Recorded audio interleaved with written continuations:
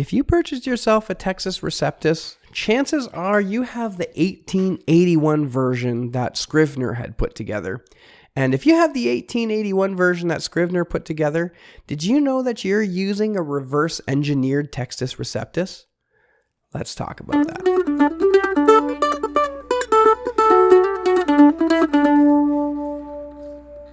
So the 1881 text of the Textus Receptus has actually been sort of, I don't want to say back translated, but you could almost say back translated from the King James Version.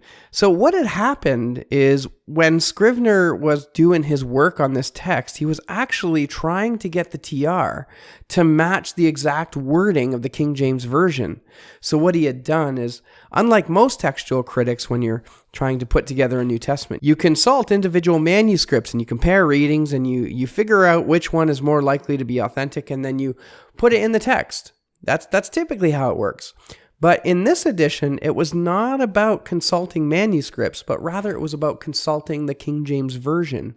And where the Textus Receptus at the time, likely working from Beza's 1658 edition, where that edition differed from the King James Version, they changed the Textus Receptus to match it. Now, that obviously seems backwards, and if you know anything about FHA Scrivener, he was a really smart cookie. So there's got to be some method to the madness. So we're definitely going to take a look at that. But first, here's a word from our... No, I'm just kidding. No sponsors. Gotcha. So who was this guy? Let's see. Frederick Henry Ambrose Scrivener. I really hope I pronounced that name right. When you're book smart, you don't hear people say these things. You just kind of read them and hope for the best. But he was a textual critic around the time of Westcott and Hort, and he had done a tremendous amount of work in biblical manuscripts and textual criticism. He was one of the smartest guys. In fact, there's a video by someone named Stephen Hackett at Biblical Studies and Reviews. If you want to find out more about who FHA Scrivener was, definitely take a look at his channel. See if I can put one of them little cards up here. And you can click on that and go there when you're done watching this video. He's got some really good information on him, and, you know, he's got a good channel overall. So just subscribe. So in leading up to this, what is it that just caused him to go backwards like that? And there was actually a series of events that led up to this. We'll say sometime around the late 1870s, you had the Convocation of Canturbury. Had come up to Scrivener and a couple other critics of the time, like Westcott and Hort. Yes, they worked together. Oh my goodness, Scrivener, Westcott, and Hort, they worked together. So the convocation came up to them, and I imagine a conversation probably went something like this. Hey, we've been using that King James Version for a long time. I think it's time that we update it. What do you guys think? Yeah. Okay, so let's update it. We're going to take the King James Version and we're going to make it the revised version. That's going to be our official Bible from now on until forever. Okay, but there's only one thing that I do ask when you're putting this together, is that when you put the revised version together, I want you to make sure that you take the changes from the original text and put those words in the margin so that we know where it differs from the King James Version. Okay, so maybe the conversation didn't go exactly like that, but hey, you got to give me props for trying. The conversation was that the Convocation of Canturbury wanted to see an updated revision of the King James Version. And so we know that today as the Revised Version, and the Revised Version had a little bit of work done to it, and it was brought to North America and considered the American Standard Version. So there's a connection there. So the Revised Version was worked on by a committee which included Scrivener and Westcott and Hort and a couple others. Now, the interesting thing is, and this is where it leads into what Scrivener was doing, is the convocation requested that the original languages would have marginal notes where the Revised Version differed from the King James Version. Now, this was somewhat problematic. This was a difficult thing to achieve because the King James Version wasn't made from a single Textus Receptus Greek New Testament. Now, keep in mind, we're talking about the New Testament here. It's just, that's what we're doing, okay? The King James Version was never translated from a single Textus Receptus edition. So Scrivener points this out in his preface. I'll leave a link to the preface below so that you can go ahead and read that for yourself. But in it, he notes about the King James Version. The authorized version was not a translation of any one Greek text then in existence, and no Greek text intended to reproduce in any way the original of the authorized version has ever been printed. So Scrivener is aware of this.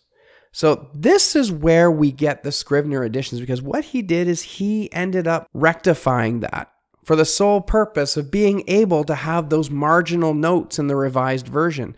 So what Scrivener did is he went to the King James Version and he went to the Textus Receptus, likely Beza's 1658 edition, and he compared the King James Version translation in the New Testament to the Textus Receptus. And where the Textus Receptus differed, he changed the Textus Receptus to equal the English equivalent that was found in the King James Version. So he didn't change it just on his own, though, but he did try to find some support within the Greek manuscript tradition to put what was in there. And so when he finished, what he completed was essentially a text that was word for word, or at least had a basis of exactly what the King James Version was. So what this allowed to happen was this allowed for the revisers to basically note the differences from the revised version to the King James Version and put those textual notes in the margins like the Convocation of Canturbury had requested. So it wasn't really Scrivener's intention at all to create another edition of the Greek New Testament Textus Receptus, but rather his goal was to be able to provide something that they would be able to use in the revised edition to produce those marginal notes as required.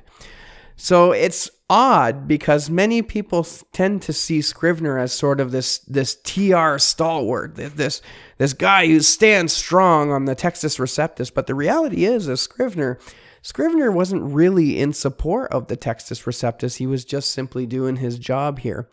Rather, Scrivener was more in support of a Byzantine text type. He preferred a majority text reading over Alexandrian, but still had some reservations about the Textus Receptus. Like, for example, he didn't see that the story of the woman caught in adultery was something that was authentic, and there were a couple other passages that he didn't see as authentic in the Textus Receptus as well. So that's just something that I found really interesting. I'd always wondered about what he was doing when he back translated the King James Version into the Textus Receptus, because, I mean, by all accounts and the stuff that he's done, he seemed like a pretty intelligent guy, and that there was some sort of method behind the madness. And lo and behold, there was. He was trying to do some work to meet the requirements of the Convocation of Canturbury in order to have those marginal notes. So like usual, I will have some links in the description below where you can go and get some pertinent information about what we just talked about. And I'm sure there's lots there for the curious reader. Anyway, brothers and sisters, until next time, we'll see you around.